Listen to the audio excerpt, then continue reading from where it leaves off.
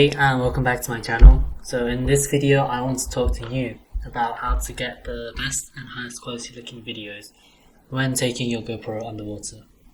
I've been using the GoPro series for a couple of years now, starting back with the Hero 4 Silver a couple of years ago, and currently I'm using the Hero 8 Black. I like to take my GoPro with me whenever I go snorkeling or spearfishing or diving because it's so compact and easy to carry around, and it can take very good looking quality videos such as the ones shown to you right now. In this video I'm going to break down into three main sections: the basic settings that you want to use, how to stabilize your videos, and how to get the best color out of your GoPro clips.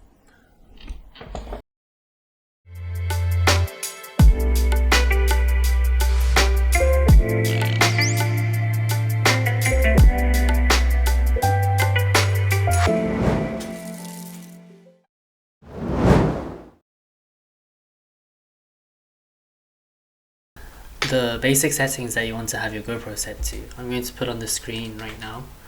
You want the resolution on the highest that your computer or phone can process. I'm going to set mine to 4K at 60 frames per second.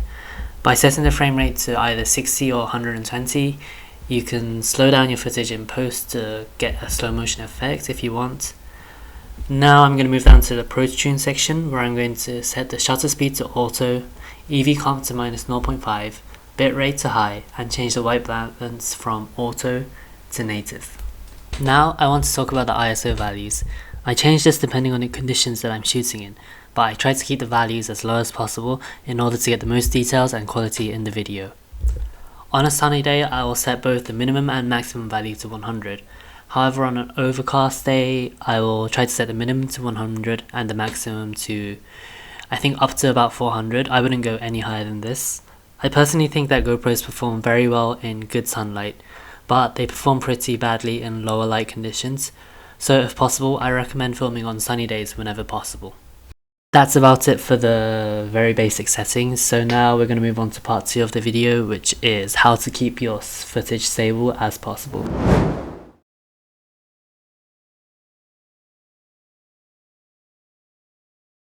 One of the main difficulties of taking underwater videos is that it's very difficult to get a steady shot, as there are currents and waves pushing you around, and your subject, which might be like a fish or a turtle or a dolphin, is usually moving around a lot. The first thing you want to do is to set your hyper smooth mode onto boost. This is the inbuilt stabilization found in the GoPro Hero 7 and GoPro Hero 8, and it works very well underwater as well. Another tip that I have for getting stable shots is to not go overboard in chasing your subject. Whether you're diving or snorkeling, if you're chasing after your subject, one, you're probably not going to catch up to it and you might scare it away, and two, it's almost impossible to keep a steady hand when swimming at a fast pace. Instead, I like to keep some distance and either patiently wait for the animal to come to me, or instead very slowly close the distance while trying not to scare the animal away, and this way I can focus on keeping my hand steady and the animal in frame on my GoPro camera. Also, it helps to have your GoPro mounted on a selfie stick or a floaty mount, so you don't have to get too close to your subject as you would if you were just holding the GoPro in your hand.